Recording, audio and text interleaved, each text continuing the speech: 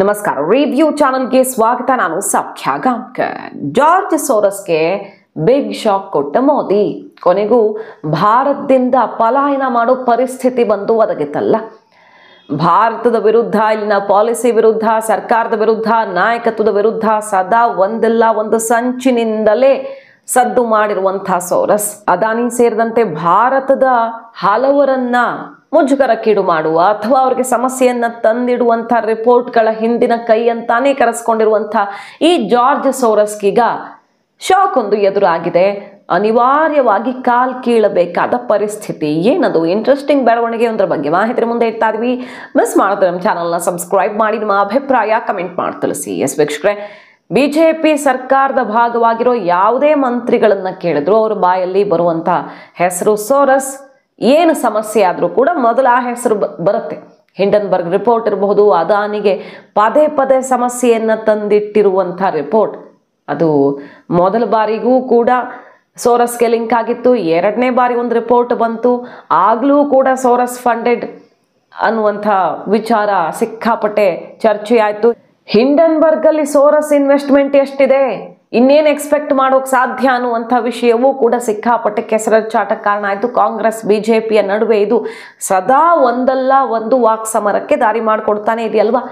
ಈಗ ನೋಡಿ, ಈ ಜಾರ್ಜ್ ಸೋರಸ್ ಭಾರತದ ವಿರುದ್ಧ ಸದಾ ಸಂಚನ್ನ ರೂಪಿಸೋ ಕಾರಣಕ್ಕೆ ಸದ್ದು ಮಾಡುವಂತಹ ಜಾರ್ಜ್ ಸೋರಸ್ ಕಾಲು ಕೀಳಲಿದ್ದಾರೆ ಭಾರತದಿಂದ. ಏನು ವಿಷಯ ಅಂತ ಕೇಳಿದ್ರೆ, ಒಮಿಡಿಯಾರ್ ನೆಟ್ವರ್ಕ್ ಇದು ಜಾರ್ಜ್ ಸೋರಸ್ಗೆ ಸಂಬಂಧಪಟ್ಟಂತಹ ಒಂದು ನೆಟ್ವರ್ಕ್. ಸುಮಾರು 10-14 ವರ್ಷಗಳಿಂದ ಕಾರ್ಯನಿರ್ವಹಿಸ್ತಾ ಇದೆ.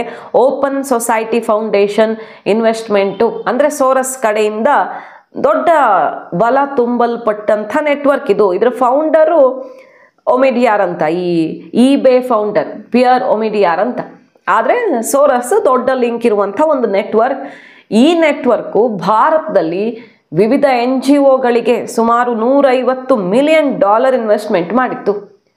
ಹಾಗೆ ಹಲವಾರು ಮೀಡಿಯಾಗಳಿಗೆ ದೊಡ್ಡ ಇನ್ವೆಸ್ಟ್ಮೆಂಟನ್ನು ಮಾಡಿತ್ತು. ಮತ್ತು ಆರೋಪ ಇರೋದು ಈ ಇನ್ವೆಸ್ಟ್ಮೆಂಟ್ ಸೋರಸ್ ಲಿಂಕ್ ಅಥವಾ ಒಮಿಡಿಯಾರ್ ಲಿಂಕ್ ಇರುವಂಥ ಮೀಡಿಯಾಗಳೆಲ್ಲ ಆಂಟಿ ಇಂಡಿಯಾ ಪ್ರೊಪಗಂಡಾ ಮಾಡ್ತಾ ಇದ್ವು.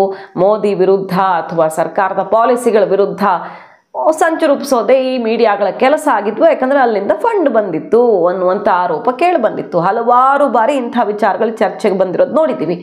ಕೆಲವು ಮೀಡಿಯಾಗಳಿಗೆ ಚೀನಾದಿಂದ, ಕೆಲವು ಕಡೆ ಸೋರಸ್ಸಿಂದ ಏನೇನು ನಡೀತಿದೆ ಅನ್ನೋದ್ರ ಬಗ್ಗೆ ಆರೋಪ ಪ್ರತ್ಯಾರೋಪಗಳು ಸಹಜವಾಗಿ ನೀವೆಲ್ಲ ಗಮನಿಸಿರ್ತೀರಾ. ಮತ್ತು 24ರ ಚುನಾವಣೆಯಲ್ಲಿ ಬಿಜೆಪಿ ಸರ್ಕಾರದ ವಿರುದ್ಧ, ಮೋದಿ ನಾಯಕತ್ವದ ವಿರುದ್ಧ ಬಹಳ ದೊಡ್ಡ ಸಂಚಾಯಿತು ದೇಶದಲ್ಲಿ ಅಂತಾನೆ ಬಿಜೆಪಿಯವರು ಆರೋಪ ಮಾಡ್ತಾರೆ. ಅದೇನಿರಲಿ, ರಾಜಕೀಯ ಜಟಾಪಟಿಗಳು. ಈಗ ಈ ಒಮಿಡಿಯಾರ್ ನೆಟ್ವರ್ಕ್ ಭಾರತದಿಂದ ತನ್ನೆಲ್ಲ ಇನ್ವೆಸ್ಟ್ಮೆಂಟ್ ವಾಪಸ್ ತಗೊಂಡು ಕಾಲ್ ಕಿತ್ತು ಓಡಲಿದೆ. ಇನ್ನು ಮುಂದೆ ಹೊಸದು ಯಾವುದೇ ಇನ್ವೆಸ್ಟ್ಮೆಂಟ್ ಕೂಡ ಮಾಡ್ತಿಲ್ಲ. ಹಳೇದು ಮಾಡಿದ್ದನ್ನೆಲ್ಲ ವಾಪಸ್ ತಗೊಳ್ಳೋದಕ್ಕೆ ರೆಡಿ ಆಗಿದ್ದು ಡಿಸೆಂಬರ್ ಅಂತ್ಯದ ಒಳಗಡೆ, ಅಂದರೆ 2024 ಮುಗಿಯೋದ್ರ ಒಳಗಡೆ ಕಾಲ್ ಕೀಳಲಿದೆ. ಕಾರಣ ಇಷ್ಟೇ, ಈ ನೆಟ್ವರ್ಕ್ ಮೂಲಕ ಭಾರತದಲ್ಲಿ ರೂಪಿಸಲ್ಪಟ್ಟಂತಹ ರಣತಂತ್ರಗಳೆಲ್ಲ 100% ಯಾವುದೂ ಸಕ್ಸಸ್ಫುಲ್ ಆಗಿಲ್ಲ. ಸ್ವಲ್ಪ ಹೆಚ್ಚು ಕಡಿಮೆ ಮಾಡಿದ್ರೂ ಕೂಡ ಲೆಕ್ಕಾಚಾರಗಳೆಲ್ಲ ತಲೆ ಕೆಳಗಾಗಿದ್ದರಿಂದಾಗಿ, ಒತ್ತಡವು ಸೃಷ್ಟಿಯಾದ ಕಾರಣದಿಂದಾಗಿ ಇಲ್ಲಿ ನೆಲೆಯೂರೋದಕ್ಕೆ ಸಾಧ್ಯವಾಗ್ತಿಲ್ವಂತೆ ಈ ನೆಟ್ವರ್ಕ್ಗೆ. ಒಮಿಡಿಯಾರ್ ನೆಟ್ವರ್ಕ್ ಪರಿಸ್ಥಿತಿ ಈಗ ಇಕ್ಕಟ್ಟಲ್ಲಿ ಸಿಲುಕಿ ಕಾಲು ಕೀಳುವಂತಾಗಿದೆ. ಲಾಭದಲ್ಲಿದ್ದರೆ, ಯಾವುದೇ ಬಗೆಯ ಲಾಭದಲ್ಲಿದ್ದರೆ ಸಹಜವಾಗಿ ಇಂಥ ತೀರ್ಮಾನಕ್ಕೆ ಬರಲ್ಲ. ಆದರೆ ಭಾರತ ಬಿಟ್ಟು ಈಗ ಕಾಲು ಕೀಳ್ತಾ ಇದೆ ಅಂದರೆ ಸಮಸ್ಯೆ ಆಗಿದೆ ಅನ್ನೋದನ್ನು ನೋಡಬಹುದು. ಹಿಂದೆ ಸೆಬಿಯಿಂದ ಕೂಡ ಈ ಒಮಿಡಿಯಾರ್ ನೆಟ್ವರ್ಕ್ಗೆ ಶಾಕ್ ಎದುರಾಗಿತ್ತು. ಹಲವು ಕಾಂಟ್ರವರ್ಸಿಗಳಿಗೆ ಕಾರಣ ಆಗಿತ್ತು. ಆರ್ಥಿಕ ಅಕ್ರಮಗಳು ಅದು ಇದು ಅಂತ ಸೆಬಿ ಕೂಡ ಬಿಸಿ ಮುಟ್ಟಿಸಿತ್ತು.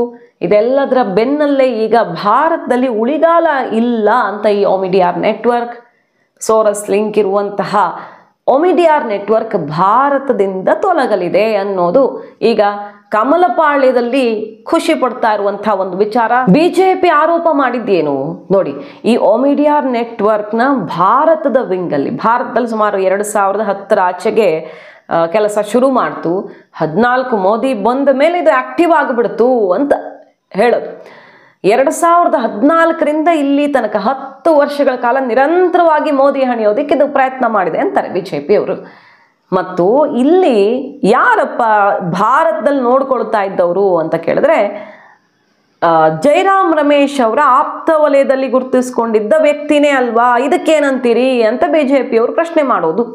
ವರದ್ ಪಾಂಡೆ ಅನ್ನುವಂಥ ವ್ಯಕ್ತಿ ಬಹಳ ಬುದ್ಧಿವಂತ, ಕೈಪಾಳ್ಯದಲ್ಲಿ ಜೈರಾಮ್ ರಮೇಶ್ ಅವರು ಮಿನಿಸ್ಟರ್ ಆಗಿದ್ದಾಗ ಗುರುತಿಸ್ಕೊಂಡಿದ್ರಲ್ವಾ, ಈ ಬುದ್ಧಿವಂತ ಅಂತ ಕರೆಸ್ಕೊಂಡ ವರದ್ ಪಾಂಡೆ ಅಂತ ಈಗ ಟೀಕೆಗಳು ಚರ್ಚೆಗಳೆಲ್ಲ ಶುರುವಾಗಿದೆ.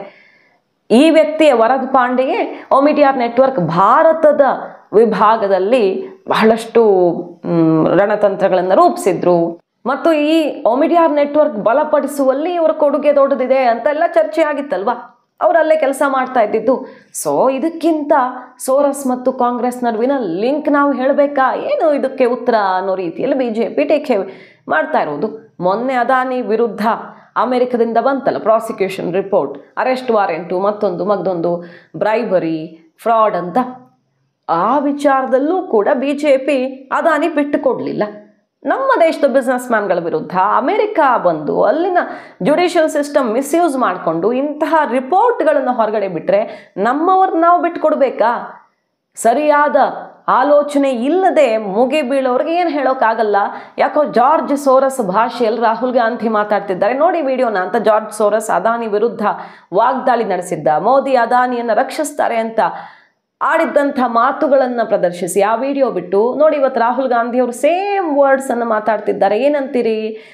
ಹಾಗೆ ಡೊನಾಲ್ಡ್ ಟ್ರಂಪ್ ಬೇರೆ ಅಲ್ಲಿ ಬೈಡನ್ ಅಮೆರಿಕದ ಜುಡಿಷಿಯಲ್ ಸಿಸ್ಟಮನ್ನು ಮಿಸ್ಯೂಸ್ ಮಾಡಿಕೊಂಡು ಶತ್ರುಗಳ ವಿರುದ್ಧ ಸಂಚು ರೂಪಿಸಿರುವ ಸೀಕ್ರೆಟನ್ನು ತೆರೆದಿಟ್ಟಿದ್ದಾರೆ, ಬಣ್ಣ ಬಯಲಾಯಿತು ನೋಡಿ ಅಂತೆಲ್ಲ ಅಮಿತ್ ಮಾಳವಿಯ ಬಿಜೆಪಿ ನಾಯಕರೆಲ್ಲ ಶೇರ್ ಮಾಡ್ಕೊಂಡಿದ್ರು. ಸೊ ಪದೇ ಪದೇ ಒಂದಲ್ಲ ಒಂದು ರೀತಿಯಲ್ಲಿ ಸೋರಸ್ ಆ್ಯಂಡ್ ಟೀಮ್ ಅಥವಾ ಬೇರೆ ದೇಶದ ಕೆಲ ಶಕ್ತಿಗಳು ಭಾರತದಲ್ಲಿ ಕುಕೃತ್ಯಕ್ಕೆ ಒಂದಲ್ಲ ಒಂದು ಸಂಚು ರೂಪಿಸ್ತಿರೋ ಬಗ್ಗೆ ಸುದ್ದಿಗಳಾಗ್ತಿರೋ ಹೊತ್ತಲ್ಲಿ ಬಿಜೆಪಿ ಅದನ್ನು ಹೊರಗಡೆ ತರೋ ಪ್ರಯತ್ನ ಮಾಡಿದ್ದಿದೆ. ಕಾಂಗ್ರೆಸ್ ಬಿಜೆಪಿ ನಡುವೆ ಜಟಾಪಟಿ ಆಗಿದ್ದಿದೆ. ಈಗ ಆ ಸೋರಸ್ ಲಿಂಕ್ ಇರುವಂಥ ಒಮಿಡಿಯಾರ್ ನೆಟ್ವರ್ಕ್ ಭಾರತದಿಂದ ಎಕ್ಸಿಟ್ ಆಗ್ತಿರೋದು ಮಾತ್ರ ಕುತೂಹಲಕ್ಕೆ ಕಾರಣ ಆಗಿದೆ. ಸೊ ಭಾರತದ ವಿರುದ್ಧ ಸಂಚು ರೂಪಿಸ್ತಾ ಇದ್ದಂತಹ ಜಾರ್ಜ್ ಸೋರಸ್ಗೆ ಶಾಕ್ ಕೊಟ್ರ ಮೋದಿ ಆ್ಯಂಡ್ ಟೀಮ್? ಕುತೂಹಲಕಾರಿ ಬೆಳವಣಿಗೆ ಇದು. ಮಾಹಿತಿ ನಿಮ್ಗೆ ಇಷ್ಟ ಆಗಿದ್ರೆ ಮಿಸ್ ಮಾಡಿದ್ರೆ ನಮ್ಮ ಚಾನಲ್ನ ಸಬ್ಸ್ಕ್ರೈಬ್ ಮಾಡಿ, ನಿಮ್ಮ ಅಭಿಪ್ರಾಯ ಕಮೆಂಟ್ ಮಾಡಿ ತಿಳಿಸಿ. Thank you.